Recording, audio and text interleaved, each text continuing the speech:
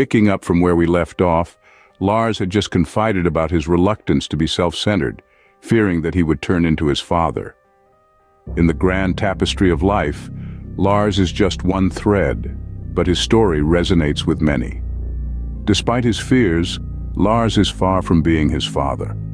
Like a compass, his moral sense always points him back to his responsibilities: his wife, children, job, mortgage, and bills.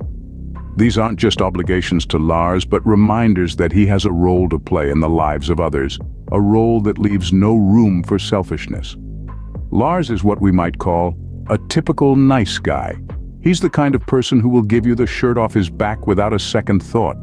In his world, everyone else comes first. His needs, they're often an afterthought. But being a nice guy isn't as easy as Lars makes it look. It's a constant balancing act, a struggle between meeting everyone else's needs and trying to minimize his own. It's a tightrope walk, where one misstep could send him tumbling into the abyss of selfishness, becoming the very person he fears the most, his father. Yet beneath the surface, a storm is brewing. Lars's strategy of being low maintenance may seem noble, but it's a double-edged sword. For every need he dismisses or ignores, a part of him is left unfulfilled, creating a void that no amount of selflessness can fill. But this mindset, as Lars will soon discover, is not without its pitfalls.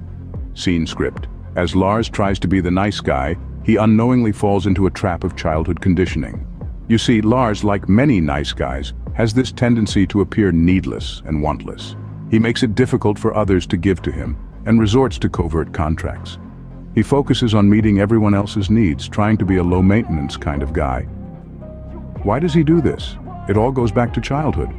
When a child's needs aren't met in a healthy, timely manner, the child might start to think that having needs is bad, that it's their needs that cause people to hurt or abandon them. So they develop survival mechanisms. They try to seem as if they have no needs or wants. They make it hard for others to give to them. They use covert contracts. They take care of others, focusing on others' needs. These mechanisms might create a sense of security in childhood, but they only increase the odds of their needs going unrecognized and unmet in adulthood. For nice guys like Lars, appearing needless and wantless is a way of dealing with past abandonment experiences. They believe that if they can hide or eliminate their needs, they won't be abandoned. But beneath this facade of needlessness and wantlessness, nice guys are actually incredibly needy.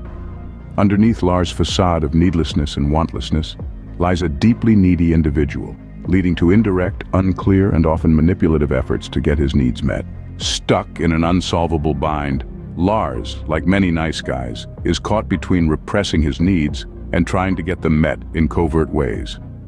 This paradoxical situation is a result of a childhood where needs were often overlooked or ignored. These nice guys learned at an early age that having needs could lead to abandonment, so they try to appear needless and wantless. But this is an illusion. Beneath the surface, nice guys are extremely needy. They've just learned to be sneaky about it. They often resort to indirect tactics, manipulation, and control to get their needs met. It's a survival mechanism, a way to cope with the fear of abandonment. But it's also a trap, a cycle that perpetuates the very neglect they fear. Stay tuned for the next video, as we continue to unravel Lars's journey from being a nice guy to finding a healthier way to fulfill his needs. Don't forget to like, subscribe, and share your thoughts in the comments below.